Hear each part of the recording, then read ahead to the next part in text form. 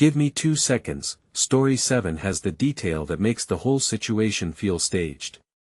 These viral Reddit stories start normal, then one tiny choice turns them into a problem nobody agrees on. Story 1 starts with the kind of moment most people would ignore. I thought I knew who was wrong here, but the details changed everything. I might be wrong for making my friend pay for my Uber home after she surprised me. So I went out last night with some friends. One of them, let's call her Sarah, offered to drive since she doesn't drink and said she'd stay sober. Cool. Everything was fine until like 1 a.m. when she suddenly says she's too tired and wants to leave.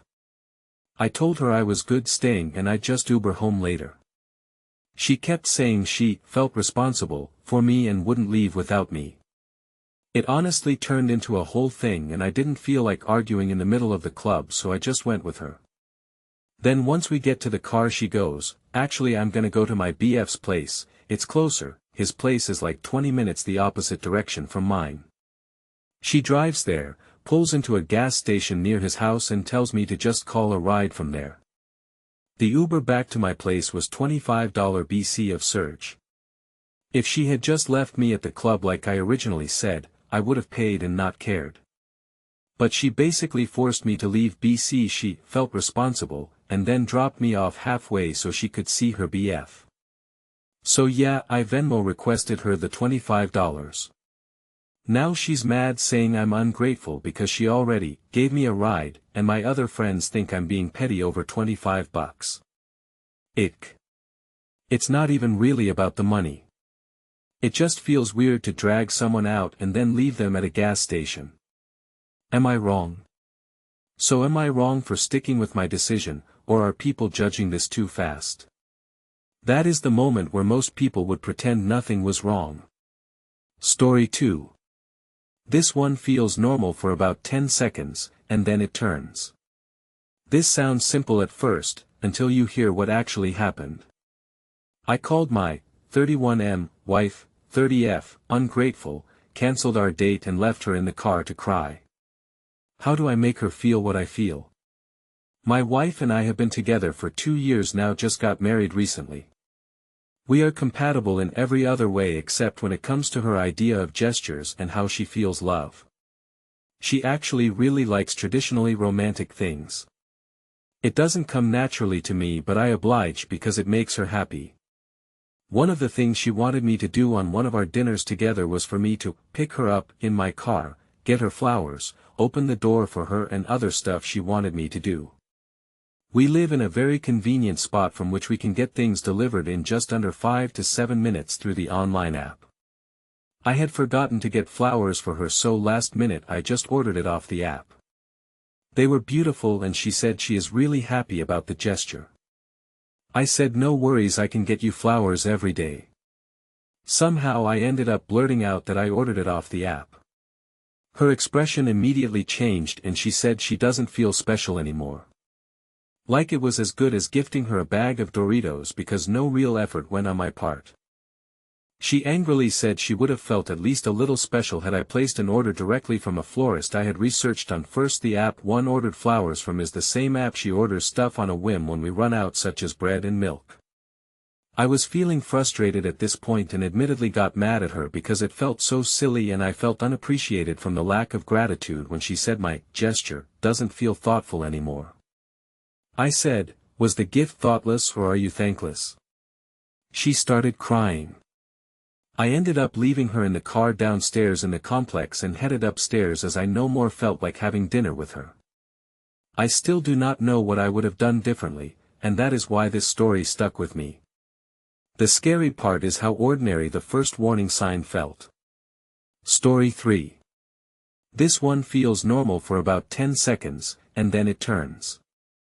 I was trying to keep it together, but this situation broke something in me. I'm forcing my boss to arrive at the office every day at 7 a.m. I just started a new job and decided I want to make a good impression by being in the office a little early, also so the manager cannot see if I'm only here for 5 minutes or if I was already here for 1 hour, so nobody questions me if I leave early. So I started coming in between 8 to 8:15. The first day I noticed I was the first, but the rest of the week my boss would already be there as 8 o'clock. Apparently he is an early bird as well. So the next week I arrived at 7:30. Again, I'm the first one on the first day. But the rest of the week that guy is already in the office before I arrive. I am truly wondering now, at what time this guy goes to work. So last week I arrive at 7 o'clock on Monday and the same thing happened. Tuesday that guy was already sitting at his desk when I arrived. So yesterday I asked him, "What time do you usually arrive at work since you are here extremely early?" And he confessed that the director demands all managers to arrive before the first staff member arrives and leave only after the last staff member leaves. So me trying to beat him to the office was forcing him to get out bed 1.5 hours early to be at the office at the ass crack of dawn, while still having to work until the last team member leaves at around 5:30 p.m. Anyway, tomorrow I will be at the office at 8:30 sharp then. Now we are getting divorced, and I still cannot believe one wedding changed my life like this. The scary part is how ordinary the first warning sign felt. Story 4. This one feels normal for about 10 seconds, and then it turns. I need a reality check, because this situation got messy fast. I might be wrong for leaving my sick girlfriend at the hospital because I needed to vomit. For context, I have been dealing with a stomach issue for the last couple of months and a couple times every day I have been retching and throwing up. Around at 10 p.m. she calls me and tells me that she's feeling sharp pain in her abdomen. She's worried that there could be something seriously wrong with her, so I take it urgently and we head over to the nearest emergency room. However, when we were a couple minutes away I started feeling nauseous again like I normally do, but I tried to tough it out and I dropped her off. While I was trying to find somewhere to park, I realized that this is urgent and I'm gonna have to puke, so I pulled over and emptied my guts all over the road. To give some more context, this emergency room was only 5 minutes away from home, and I knew that I would have to vomit everything out of my stomach in order to feel well enough to walk in, so I decided to drive back home, throw up as much as I can, and then take a nausea med. Right about when I get home she texted me to ask if I could come in, and then she checked my location and saw that I was home. She promptly sent me a bunch of very angry text messages and then blocked me on everything before I could even explain myself. I texted her before I left that I was feeling very nauseous and was right about to let her know I was gonna be back in 10 when she texted me. I now found out that she is potentially facing some urgent health issues and I feel horrible about leaving. Am I wrong? I appreciate all of the helpful and honest comments, help me gain a better perspective of the situation. I know how it looks from the outside, but I still think there is more to it. Who is wrong here? That is the moment where most people would pretend nothing was wrong. Story 5. This one feels normal for about 10 seconds, and then it turns. I thought I knew who was wrong here, but the details changed everything. He let me do something this morning that he had never let anyone do. So Eve been sleeping with this guy at my work since December and Eve fallen in love with him. For reference, he is a straight conservative Christian man. He doesn't want to be with me because of religious convictions, but has sex with me anyways. I asked him last night if he'd ever had his ass eaten and he said no. Asked if I had ever eaten ass, I said yes and that I liked doing it. He asked me to try it this morning and literally came in about a minute. Then said he came so fast because he could tell how much I liked doing it, said he didn't know how to feel about it and wasn't sure if he would want me to do it again.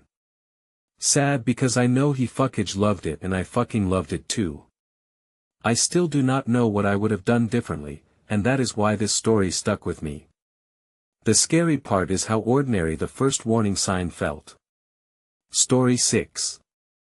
This one feels normal for about 10 seconds, and then it turns. This sounds simple at first, until you hear what actually happened. I let my upstairs neighbor's own cigarette butts get him fined. I live on the second floor of one of those apartment buildings with stacked balconies, and this guy above me kept flicking cigarette butts onto my balcony. At first I cleaned them up, then one left a burn mark on my outdoor rug, so I went upstairs and told him. The dude looked at me, shrugged, and said maybethyblowovers